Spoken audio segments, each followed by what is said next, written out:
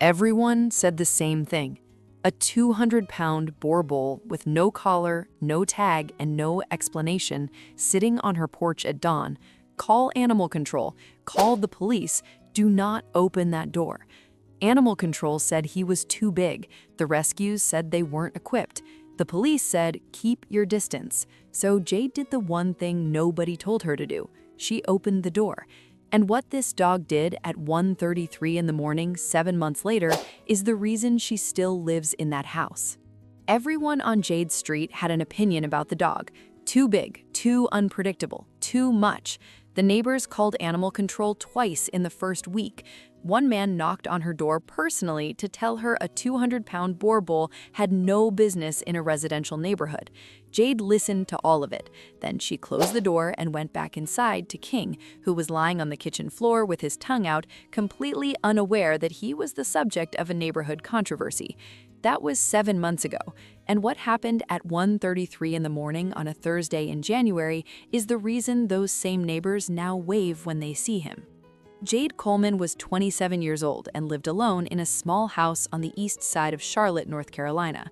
She worked as a pharmacy technician and lived alone, and what she noticed the summer she moved into that house was how quiet it got after dark. Not peaceful quiet, just quiet. King arrived on a Wednesday morning in June. She heard him before she saw him, a low, heavy sound from the front porch, somewhere between a sigh and a groan.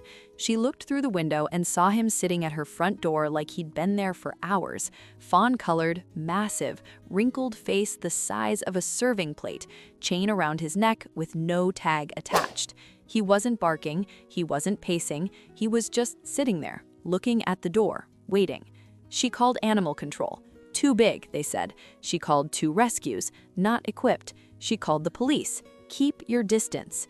Jade stood at the window for 20 minutes watching him. He hadn't moved. He hadn't made a sound. At some point, he'd lowered himself from sitting to lying down, chin flat on the porch boards, eyes half closed, like he'd decided this was home and was simply waiting for her to agree. She opened the door. She gave him water in a mixing bowl. He drank it in 6 seconds. She gave him leftover rice and chicken. He ate it in 2 bites, then turned around and sat on her foot.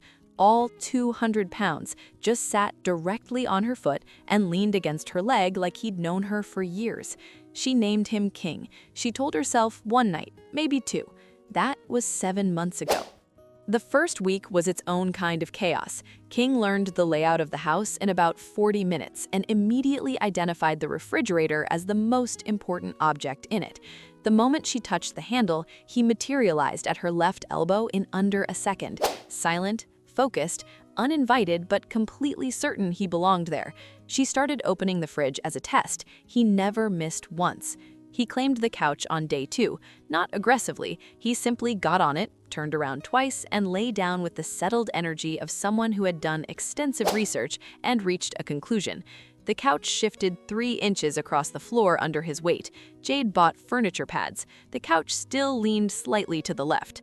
He slept in her bed the first night, diagonal. She got the edge. She never tried to move him. But behind all of it, the refrigerator appearances, the couch takeover, the stolen blankets, something else was building. King watched everything. Every car that slowed on the street, every footstep in the driveway, every knock at the door. He never growled, never lunged. He simply positioned himself, always between Jade and whatever was coming, and waited. At 6:40 every morning, he would walk to her bedroom door, push it open with his nose, and sit at the foot of the bed, not touching her, just sitting, watching her with those deep amber-brown eyes until she opened hers.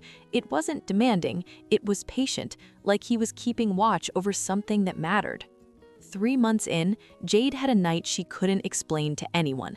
Nothing dramatic had happened, no crisis, no emergency, just the kind of evening where everything that was wrong about her life arrived at once and sat down with her. She'd gone to the garage to find a box, sat on the concrete floor instead, and just stopped. She didn't cry. She just sat there in the dark with the door half open, not ready to go back inside. King found her in 4 minutes. He came through the half-open door, crossed the garage without hesitation, and lay down beside her on the cold concrete. His entire body pressed against her side, warm and steady and completely unhurried. He didn't look at her. He faced the open door, ears forward, chin lifted slightly, like his job was to watch the outside world while she dealt with whatever was happening inside. Jade put her hand on his back and felt him breathe. She sat there for 40 minutes. She didn't feel fixed, but she felt less alone than she had in months. If this story matters to you, that subscribe button matters to us. Just one click. A routine formed.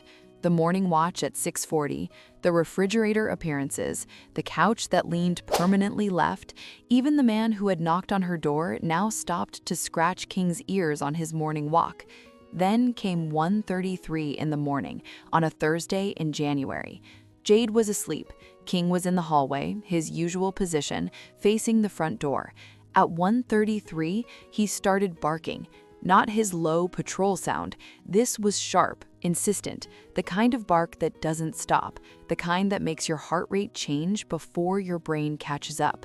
Jade ran to the hallway. King was at the front door, completely rigid, eyes locked on the side window. She looked through the glass. A man was at her gate, working the latch. He hadn't seen the light come on yet. But he saw King. 200 pounds of Boerboel standing perfectly still in the lit hallway window, not moving, not making another sound, just watching. The man stepped back from the gate. Then he walked away quickly. Then he ran. Police came 20 minutes later. 2 other houses on the same street had been broken into that night. A truck stolen from one driveway, tools taken from another garage. Jade's house, the one everyone said was irresponsible, too much, a problem waiting to happen, was the only one untouched. The officer looked at King, who was now lying on the porch chewing a stick with the calm energy of someone who had handled the situation and moved on. "I don't think anyone's trying that gate again," he said.